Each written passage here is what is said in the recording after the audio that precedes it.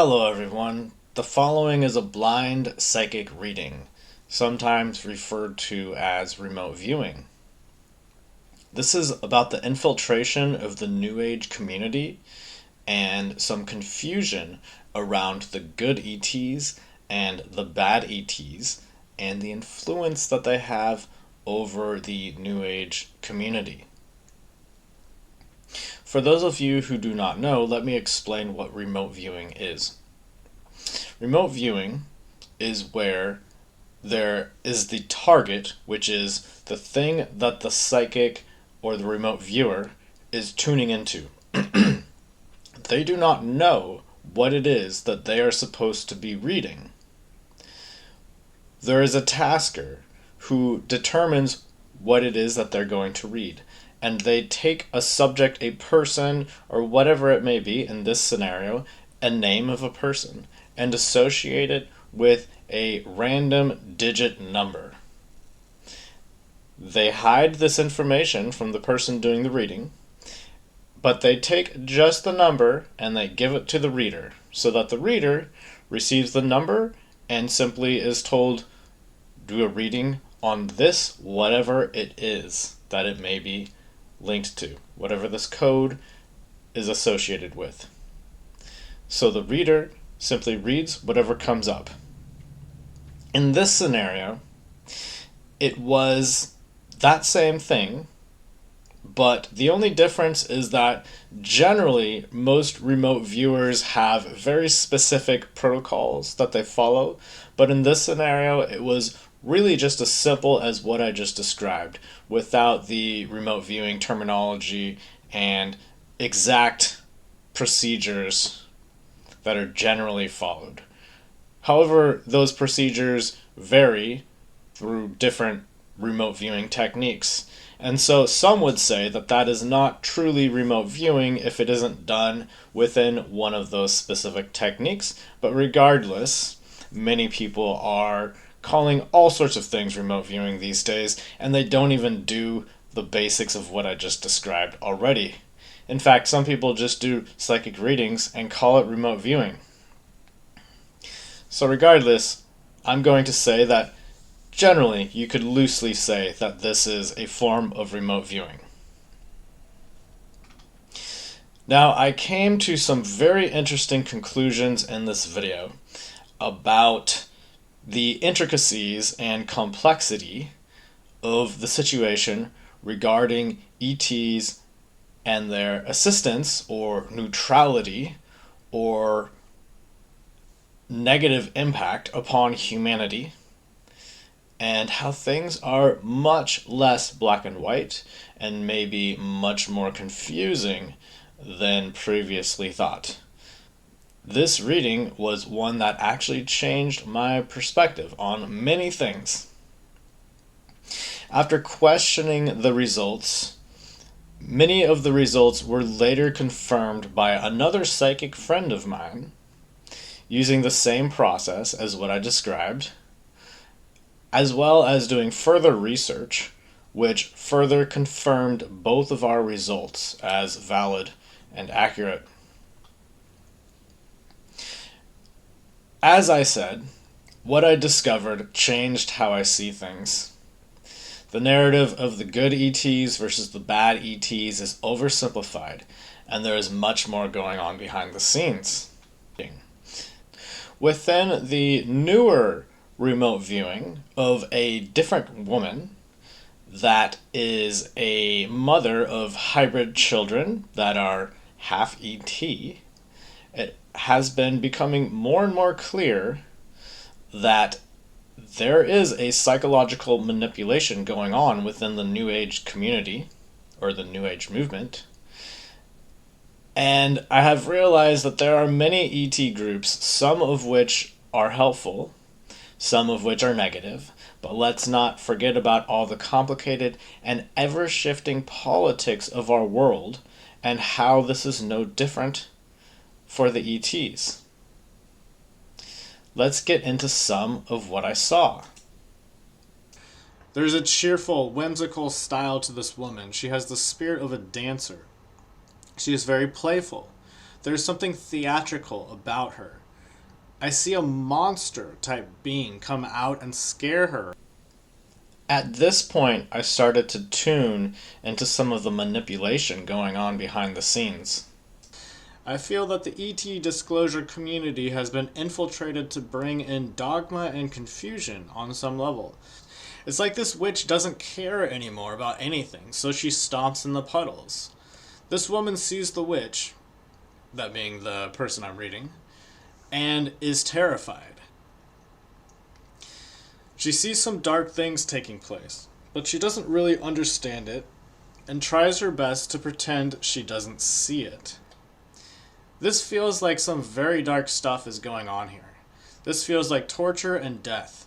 She is not aware of the death, but she can sense the torture and wrongdoing. She's a good person though, and she stays out of trouble, even though trouble is lurking right around the corner. It seems that the systems that prop her career up are manipulating the systems that support this darkness in the shadows of her career. But anyways, this was still a blind reading, so I didn't know this had anything to do with ETs or whatever was going on. Continuing on with the blind reading, they're not really working directly with her, but they work with the people who work with her. So they're not working directly with her, in other words. It's like friends of friends. Therefore, they are always lurking around her work. They're also, in other words, kind of like backstage was the metaphor. They also are involved in setting the stage for the performance. So they're not in charge of the performance, but they have some influence on setting the stage. This dark force controls the way her performance is presented to the public and the context in which it stimulates the mind. This is as if they are casting a spell upon the public. This is much bigger than just her. This includes many people in the entire entertainment scene. They cast a dark web of influence upon the minds of the public. I sense that this is making people gain more weight and be less healthy, as well as become more addicted to the shows to replace their satisfaction in life. This seems to turn people into mindless consumers who consume and then eventually die off. This is black magic. This is using the attention of many to bring them into a specific frequency and then lock their consciousness there to power it into their rituals. The whole thing is rigged so that no one can think for themselves. Disney comes to mind. This is creating conformity. This prevents exploration, leading to a more easily controlled population. They do not want people questioning things. They are controlling people's frequencies through movies and entertainment. All types of entertainment. Kids and adult. This is creating a social norm, and it is intentionally done specifically to lower the frequency of the general public to make them disconnected from source and easy to manipulate it, as if mind controlled. Controlling the frequency is the key to their power. So, because this was a strange reading, and I was kind of honestly starting to question my conclusion here, I had a different psychic do a reading on this as well, and what she came up was very interesting. One of the things was Pocahontas and Native American Mexican vibes with black long hair. Now, what's interesting about this is if you look her up, she kind of looks almost Native American, Mexican, kind of looks like Pocahontas, especially like in the Disney movies, and I said Disney movies too, ironically, in the reading, but she also has like really, she's kind of skinny, and she has like those really skinny hips that you see like in the Disney movies with Pocahontas, and she has long black hair. Now, this other psychic also said heartthrob, along with singing and performance. So it's interesting that we both picked up on those things. What's more interesting is that this other psychic said she reminded her of the girl who works for Fulcrum from the show Chuck. And I'll explain really quick. Fulcrum is a clandestine organization primarily focused on intelligence and espionage within this show on TV, of course. It plays a significant role as an antagonist throughout the series. The Fulcrum is depicted as a shadowy group that seeks to acquire advanced technology, particularly the Intersect, which is a computer program that embeds knowledge directly into a person's brain. And then we looked further to identify this specific person that she was picking up on, and it turns out this is a character, I guess, named Jill. And a quote from Wikipedia, or from some wiki website, is, Jill was recruited by Fulcrum while at Stanford. They offered her everything she wanted, and she accepted it. By the time she realized things she had to do as her side of the bargain, she tells Chuck she was in too deep. I sense that she doesn't speak as much about the dark side of things as much as she could. This seems to be a fear about putting on the right show for the audience to be palatable. The performance is her true story, but the stage is being manipulated. So the performance is true, but the stage, there's something about that that's slightly manipulated. I'll get more into that later. What happens to her children? The dark side is that I see their DNA being taken. These ET she is working with think of themselves as friendly towards humanity, similar to a country that remains neutral in a conflict. However, there does seem to be some cooperation with the so-called bad ETs, and because of this, like criminal networks operate, today they tend to cooperate and share things on the black market. And so I see this work of the hybridization program all being shared with many entities for many agendas. What are these specific dark forces doing? The answer I got was mind control. They're manipulating the terminology and culture of the disclosure communities. This is why they allow the bad ETs to still control the stage, so to speak. And in addition, that there are people doing black magic on society and preventing people from seeing the true parts of her work. This also involves the New Age community and the emphasis on trying to appeal to the New Age idea of enlightenment. So some of their influence is the influence over the New Age community. This goes as deep as influencing the basic behavior, motivations, and thoughts of humans. Conclusions that hybrid children could play a positive role in the evolution of human consciousness and spiritual awakening. I do see her children being very positive, and this seems to resonate with what I was saying. Concern about manipulation. She does recognize that some entities, particularly reptilians, may have ulterior motives that could be harmful. This includes the potential for manipulation and control over humans. It suggests that not all extraterrestrial beings operate independently. Some may have alliances or complex relationships that involve both positive and negative agendas. Now that's the part that stood out to me. Some may have alliances or complex relationships that involve both positive and negative agendas. That's apparently what she is saying. And that's what I was reading, and that explains a lot. So, continuing, concern about reptilian influence. She expresses concern that some hybridization programs could be influenced by reptilian agendas, which are often associated with manipulation and control. Diverse intentions.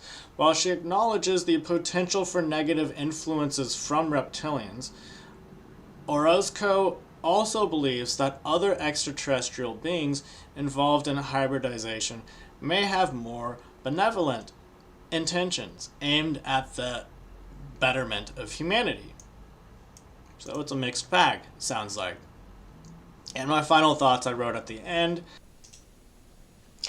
If you appreciate the time I put into these videos, please give this video a thumbs up and consider subscribing for monthly predictions every month before the month.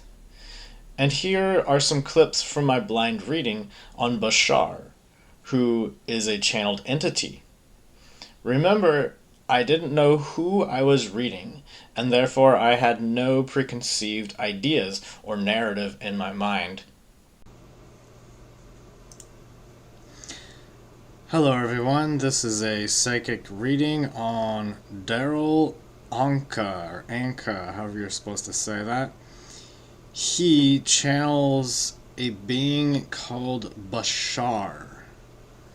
So this is a very interesting person. He's very popular in the New Age community. I guess you could call it New Age. And he's very popular online. Has a big following.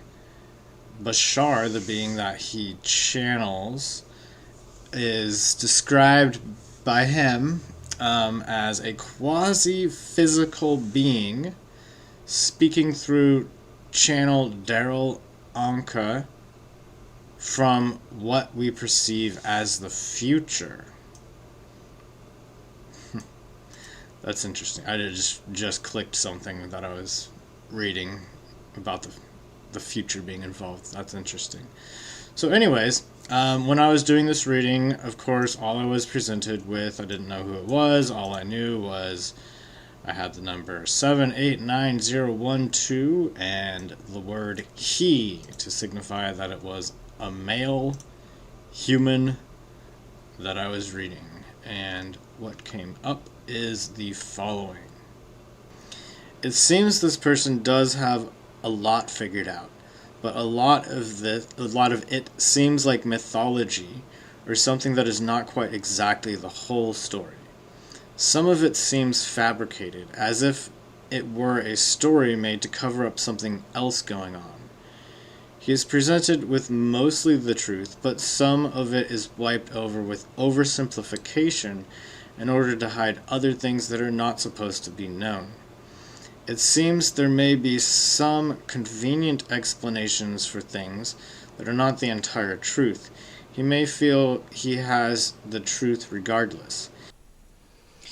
If you would like to know more about this, you can watch the full videos on my Patreon for free with a 7-day trial.